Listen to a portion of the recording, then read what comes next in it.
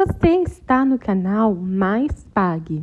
No momento, iremos iniciar a leitura do capítulo 5 do livro A Mulher Vê, Moderna, a Moda Antiga, escrito por Cristiane Cardoso. Ela dá um jeito. É como um navio mercante, de longe traz o seu pão. A mulher virtuosa de Provérbios 31 vivia numa época em que não havia supermercados, máquinas de lavar, transportes ou lojas. Talvez você se pergunte como ela conseguia fazer tudo com tão poucos recursos. Mas, assim como nós vivemos tantos anos sem celular e sobrevivemos, ela também deu o seu jeito. Nós aprendemos a viver com o que temos. Isto é uma das coisas boas da vida. Todos os animais aprendem a viver no seu habitat natural. Mas quando esse ambiente é ameaçado, a vida também é ameaçada. Bem, não para a mulher virtuosa. Esse versículo deixa claro que a cidade de origem não estava lhe dando tudo o que ela precisava. Caso contrário, ela não teria de viajar para longe em busca de alimento, uma das necessidades mais básicas do ser humano. Ela tinha uma família para cuidar e precisava achar um jeito de fazer isso. Geralmente, as pessoas perdem tempo reclamando das coisas que não têm, em vez de acharem uma maneira de consegui-las. Perdi as contas de quantas vezes já ouvi: eu não tenho marido, estou ficando velha, me sinto muito sozinha, ou estou desempregada, por isso não posso comprar nada. Ainda não tem marido? Invista no seu relacionamento com Deus, faça dele seu marido. E então você vai dar um jeito na solidão e nos problemas de idade de uma vez por todas. Além disso, estará investindo naquele que pode lhe dar um companheiro para o resto da vida. Ainda não tem emprego? Comece a fazer algo para ganhar dinheiro. Uma amiga minha precisava arrecadar $1.000 em 2 semanas. Então ela comprou caixas de chocolate. Foi de porta em porta num bairro de classe média e conseguiu arrecadar a quantia vendendo chocolates durante 2 horas por dia, 5 dias na semana. Muitas de nós amam o conforto, um lugar onde se sentem em casa, como se estivessem de chinelos, sem preocupações. Deixam a vida lhes dizer aonde ir e, por isso, não chegam a lugar algum. A mulher virtuosa é quem decide aonde vai. Ela sempre acha um jeito de chegar lá. Quando somos incapazes, ele nos capacita.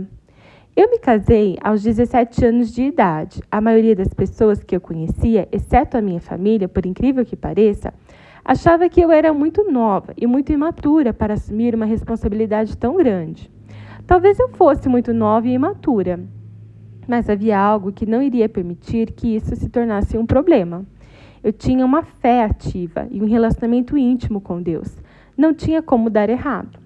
Contudo, eu ainda era muito inexperiente e um tanto insegura ao meu respeito. Deus teve de me fazer passar por inúmeras situações diferentes a fim de me moldar, de me fazer a pessoa que eu sou hoje, e ainda está sendo moldada à medida que eu escrevo este livro. Não sou boa em guardar lembranças, mas algumas estão gravadas no meu coração. Uma delas era o desejo enorme de fazer a diferença no mundo. Eu não sabia como, na verdade. Eu não tinha nada, exceto a minha fé, para me ajudar. Eu era uma jovem muito tímida, ficava vermelha se mais de uma pessoa olhasse para mim ao mesmo tempo. Eu não conseguia falar em público, engolia em seco e fazia papel de boba todas as vezes que eu tentava. Então, estava eu ali, com esse grande desejo no meu coração e esse grande impedimento em mim. Eu orei a esse respeito. Sabe quando você ora, mas na verdade sabe que a sua oração é tola? Eu orava para que Deus me usasse, mas me recusava a abrir a boca para falar com alguém. Logo percebi que não estava ajudando a Deus nem um pouco e que tinha de achar um jeito de deixá-lo me usar. Ele disse: eu sou o Senhor teu Deus que te tirei da terra do Egito. Abre bem a boca e te encherei. Salmos 81.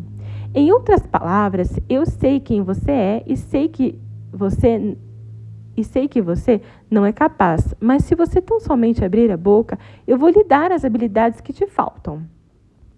E, baseada naquelas palavras, comecei a abrir a minha boca. Eu ficava corada, meus olhos se enchiam de lágrimas, as pessoas riam de mim e me ridicularizavam. Só uma observação, acho que ninguém deveria rir das fraquezas de outras pessoas. Não foi nada fácil, tive de contrariar aquela pessoa tímida que eu era. Quando tudo à sua volta lhe diz não, é hora de você achar uma saída. É fácil dar um jeito quando tudo é favorável. Na verdade, você não está dando um jeito, está apenas sendo levada pela maré. Mas todas nós sabemos que nem sempre a maré da vida segue a direção certa. Nós temos de criar nossa própria correnteza, temos de achar outro caminho, cavar nossa saída de prisões pessoais. Quantas não são as mulheres que têm independência profissional e financeira, mas estão aprisionadas pelas suas próprias lutas sentimentais? De que adianta tanto dinheiro ou posição social? Tudo que a aprisiona deve ser encarado como uma oportunidade de achar uma saída. Depois de algum tempo, na medida em que comecei a falar em público, ainda ficando vermelha de vez em quando, fui me acostumando. E Deus encontrou uma maneira de responder à minha oração. Primeiro dei o jeito, e então Deus deu o jeito dele. Todo milagre, toda oração respondida começa por nós. Abusada e desprezada. Tamar era uma dessas mulheres, embora a Bíblia não dê muitos detalhes a seu respeito, a não ser em Gênesis 38. Ela foi dada em casamento a um homem chamado um dos filhos de Judá. Naquele tempo, as mulheres raramente tinham oportunidade de escolher seus maridos, e Tamar teve a infelicidade de se casar com um homem muito mau. Era tão mau que Deus teve de tirar a sua vida quando ele ainda era muito jovem. A própria Bíblia diz isso, deixando Tamar viúva e sem filhos. Naquela época, as viúvas eram vistas como um fardo.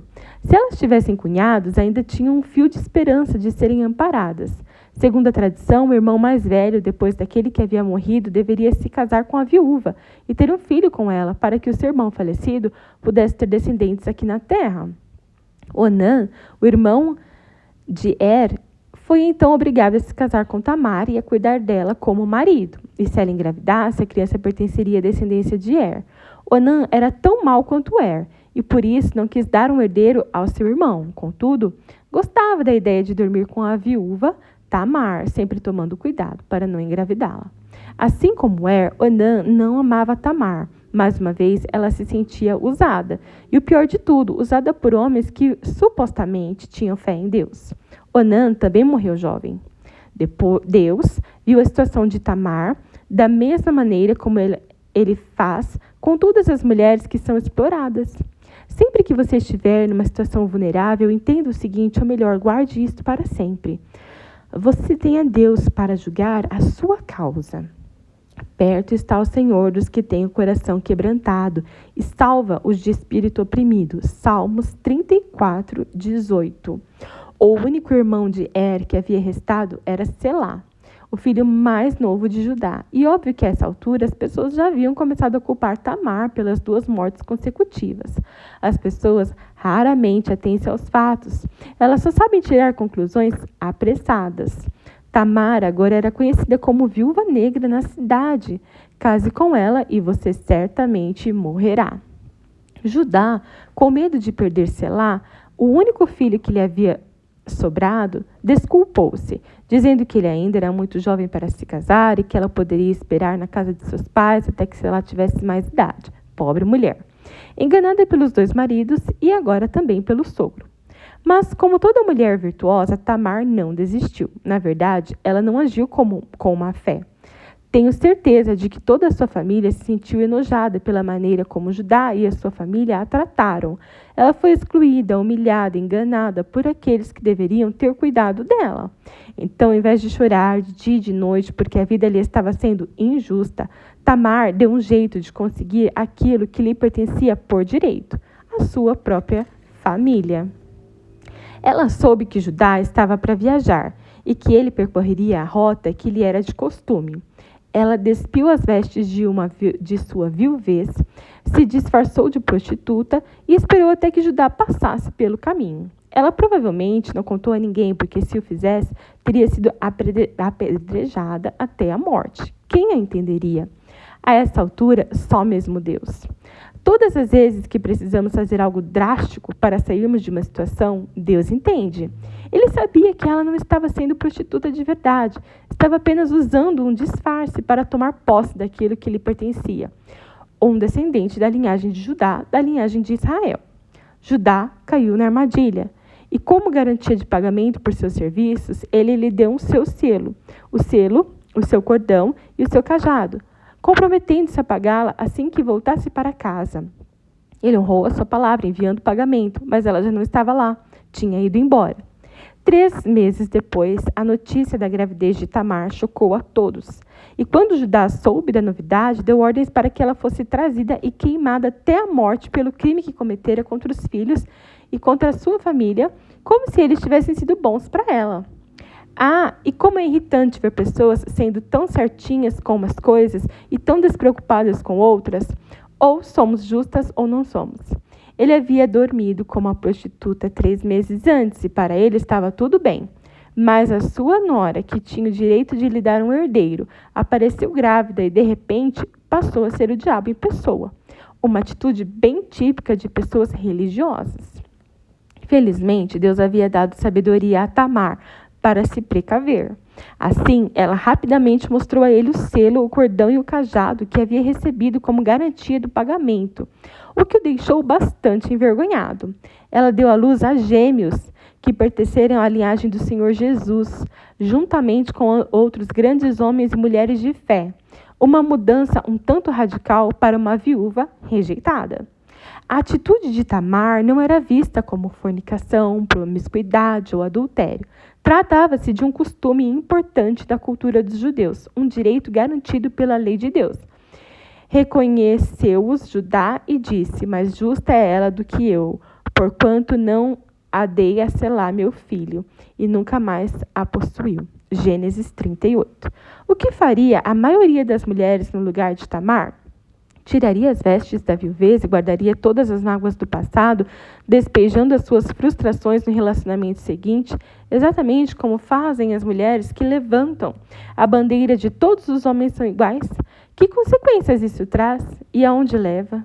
No máximo, a incapacidade de encontrar um bom relacionamento. Outra atitude peculiar de Tamar foi a de permanecer fiel à família de Judá, muito embora eles certamente não merecessem. Talvez ela estivesse sendo fiel a Deus. É muito mais fácil fazer as coisas para Deus do que para os homens, pois Ele sempre nos honra e nunca nos deve coisa alguma. Muitas mulheres já transformaram os seus maridos incrédulos em homens de fé por causa dessa atitude. Algumas se submeteram aos seus maridos alcoólatras, viciados, como se estivessem fazendo isso para Deus, e suas atitudes revelaram tanto amor que os seus maridos sentiram remorso pelo tratamento que estavam dando a elas e eles mudaram. Que problema você não tem conseguido resolver?